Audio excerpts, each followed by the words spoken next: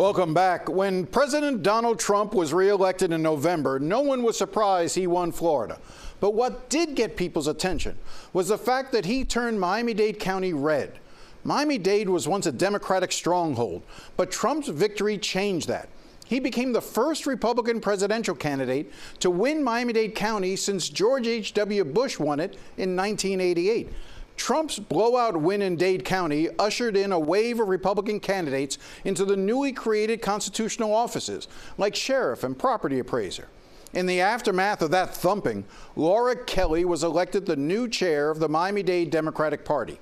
An immigration attorney, she ran for a state house seat in a heavily Republican district and got beat. I started the conversation by asking why she thinks Miami-Dade went red in 2024. We have not been doing the groundwork that is required in order to keep this county blue. And that's why I wanted to run, because I knew that we weren't doing that, and we have to. And so and why weren't we doing that? I honestly, Jim, I could tell you that I did not know that the Miami-Dade Democratic Party existed until I ran for office. And that's outrageous. I'm a politically engaged person. So there was no outreach, even to Democrats, about the existence of this organization. And I didn't know. I just, when I was filling out a form for my candidacy through the Florida Democratic Party, they asked me, "Are you a member of the local party?" And I said, "Well, I'm a registered Democrat in Miami-Dade County. So isn't that what that means?" It's like, no, there's a whole organization here, but people don't know about it because we haven't been present. And it's exactly what you said, Jim. The direct voter contact has not been done. The direct voter registration has not been done. I can't explain why it hasn't been done because I wasn't a member of the organization until about April of last year. And of course, I've gathered information, but I don't have the personal knowledge. But what I know is this is exactly what needs to change. So let's talk about that. What are your priorities moving forward? What is your plan to make the Dade Democratic Party relevant again? Well, and I think that is the pointed question, is relevant again, because there is a level of irrelevance that we have been facing. And the first thing that we have to do is direct voter engagement.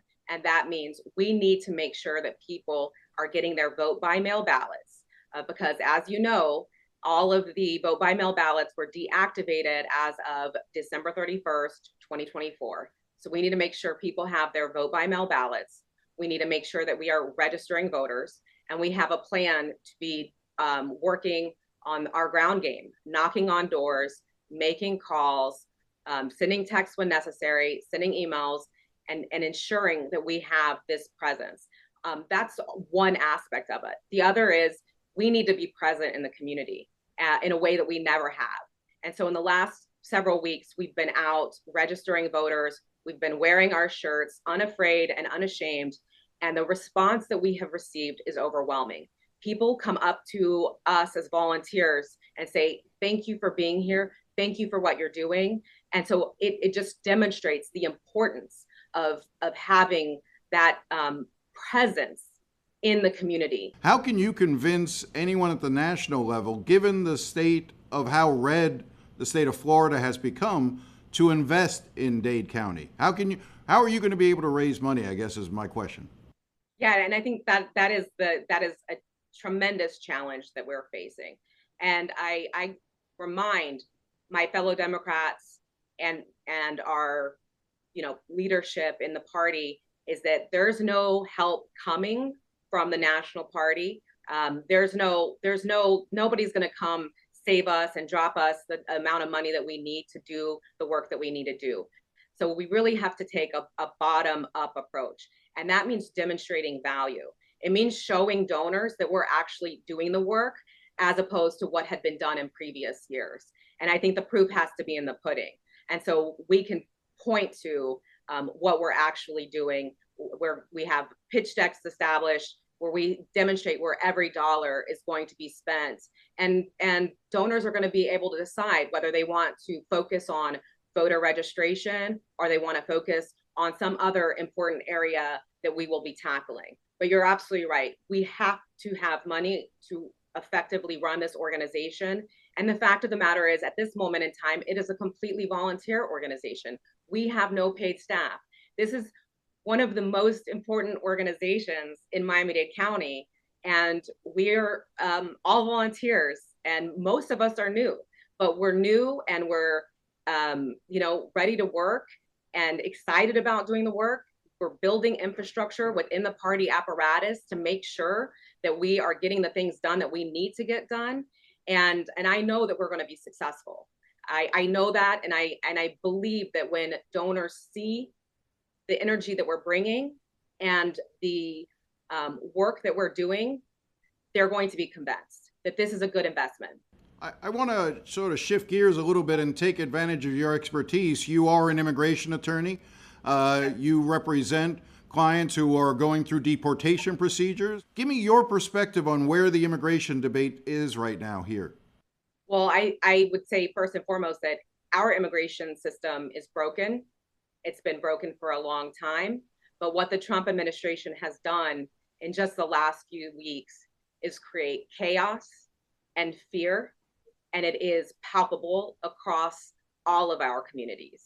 And it's extremely distressing to see people who have been here for well over 20 years in many cases have absolutely no avenues, and they're terrified. I actually had a conversation with a friend of mine who voted for Trump, who's Venezuelan, an immigrant, and he is very upset with what is happening right now. And it's because this is about separating families. And it's not just this, it's the rhetoric that is actually so deplorable, to use that word. The rhetoric, the idea that somebody who does not have legal status is a criminal, to say that is dehumanizing, and it's incorrect. It's factually incorrect. So whether or not somebody is a criminal is something that is decided by a judge or a jury. It's not something that Donald Trump gets to decide. And many of the people here actually entered legally, which that is not illegal. They have committed no crimes whatsoever. And to consider them criminals, it really paints the entire immigrant population as the other rather than an integral part of our community. Do you get the sense that there is buyer's remorse beginning to set in, that for certain groups, citizens of Venezuelan descent, Cuban descent, Colombian, whatever, who may have family members who are here, who are now facing these situations, that there's an opening here to reach out to groups that the Democratic Party lost in recent years, to bring them back into the party? Absolutely. And I don't know that I would call it buyer's remorse. It's being, I think, flabbergasted at what is happening, and a lack of being able to understand why he's doing this.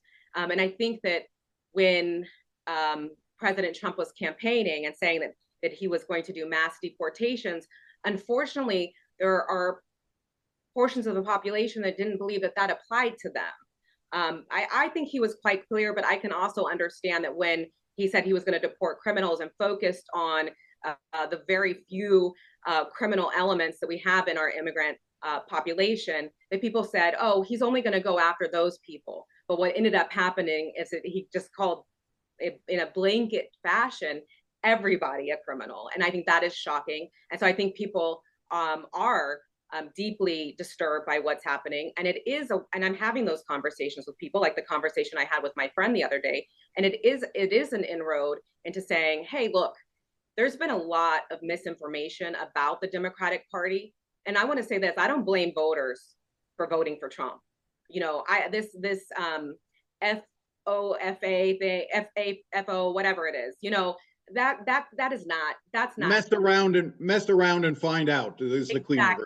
Exactly. Right. And I think that is deeply problematic and lacking empathy and compassion. It's not the voters' fault for making this decision, and it's not the voters' fault for what Trump is doing right now. And I think that the Democratic Party has to take a good portion of the blame for the outcome of the elections as well. And I think one of the issues, one of the ways we can start to win over hearts and minds is by, actually effectively messaging something that we did not do in 2024 and we have struggled with previously. I mean, the reality of the situation is that not just the Miami-Dade Democratic Party, but the Democratic Party as a whole is a center-left party. And the vast majority of Democrats are moderates. We have more in common with Republicans than sometimes people within our own party when you're talking about the far left progressives. And unfortunately, the extremist element has taken over the Republican Party. And so what I want to say to moderates is that you have a home here in this party. It is a big tent party. What has unfortunately happened is that the Republican apparatus has been very effective at using the most far left extremist positions that anyone have ever said and saying, this is what the Democratic Party stands for, which is not the case. And we have to fight back against that and let people know what we really stand for, which is having a prosperous, secure future, and that we have the ability to continue to achieve the American dream in this country. We'll be right back after this break.